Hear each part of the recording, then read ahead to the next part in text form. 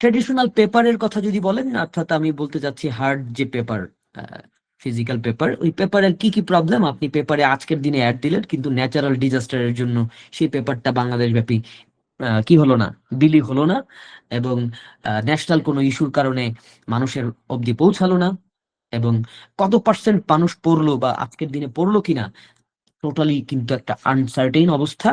এবং কোনো ট্র্যাকিং করতে পারছেন না আপনি আসলে কত পার্সেন্ট আরোই পাচ্ছেন। আপনি হয়তো একই সাথে লিফলেট বিলি করেছেন, পেপারে দিয়েছেন, টিভিতে দিয়েছেন, বাট কোন অ্যাড দেখে আসলে আমার কত পার্সেন্ট আরোই আসলো, এটা কিন্তু আসলে ট্র্যাক করা যাচ্ছে না।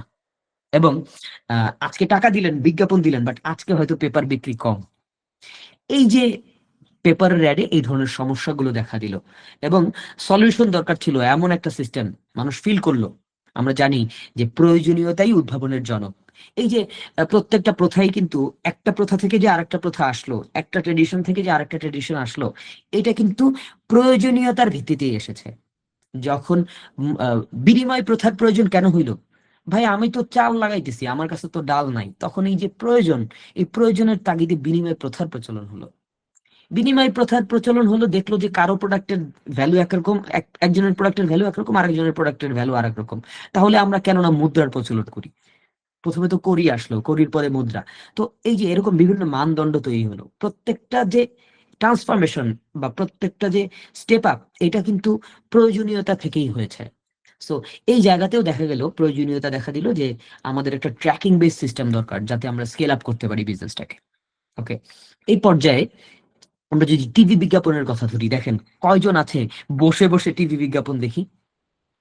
ইভেন এমন এমন হয় যে টিভিতে যেই চ্যানেলে বিজ্ঞাপন চলে ওই চ্যানেল চেঞ্জ করে অন্য চ্যানেল, ওই যে 2 মিনিট বিজ্ঞাপন দিবে, ওই 2 মিনিট অন্য চ্যানেল থেকে ঘুরে আসে। অর্থাৎ এক কথায়, যেহেতু ওইটা আমার দরকার না, ওই বিজ্ঞাপনটা আমার আমার দরকার না বা আপনার দরকার না, আমরা কিন্তু এটা সুইচ করি, আমরা এটা স্কিপ করি।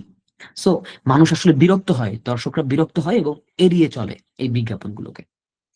এক কথায় তাহলে কি হলো, জিরো অ্যাটেনশন স্প্যান। টিভির বিজ্ঞাপনে দর্শকদের মনোযোগ ধরে রাখা কঠিন, কারণ এটি জোর করে দেখানো হয়। এবং বিজ্ঞাপন আদতে কতজন শেষ পর্যন্ত দেখলো এবং আদৌ দেখলো কিনা, তার কোনো নিশ্চয়তা কিন্তু নাই।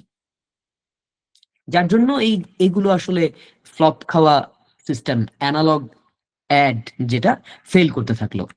এবং আমরা যদি লিফলেট, ব্যানারের কথা ধরি বা বিলবোর্ডের কথা ধরি, সেটা কি তৈরি করে দেখেন, একটা নেস্টি সিচুয়েশন তৈরি করে যে টনস অফ বিলবোর্ড ঢাকা সিটিতে আছে, এবং এগুলো কি করতেছে, ভিজুয়াল পলিউশন তৈরি করতেছে। হ্যাঁ, এবং ইনইফেক্টিভ অ্যাডভার্টাইজিং এগুলো।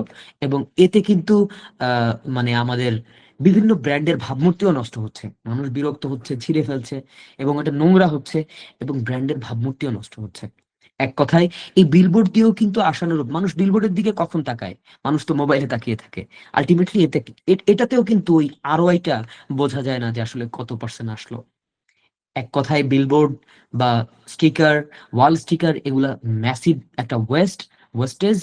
এবং এটাতে নো ইন্টারাকশন, কাস্টমার কিন্তু কোনো ইন্টারাকশন করার সুযোগ পাচ্ছে না। আমাদের কোচকাঞ্চন স্যার প্রায়ই বলেন যে কাস্টমারকে কল টু অ্যাকশন দিতে হবে। এখানে তো কোনো কল টু অ্যাকশন নাই রে ভাই, তাহলে কিভাবে হবে? এবং এক কথায় ভিজুয়াল পলিউশন এবং ড্যামেজ, এবং ব্র্যান্ডের ইমেজ নষ্ট, যেটা আমি বললাম।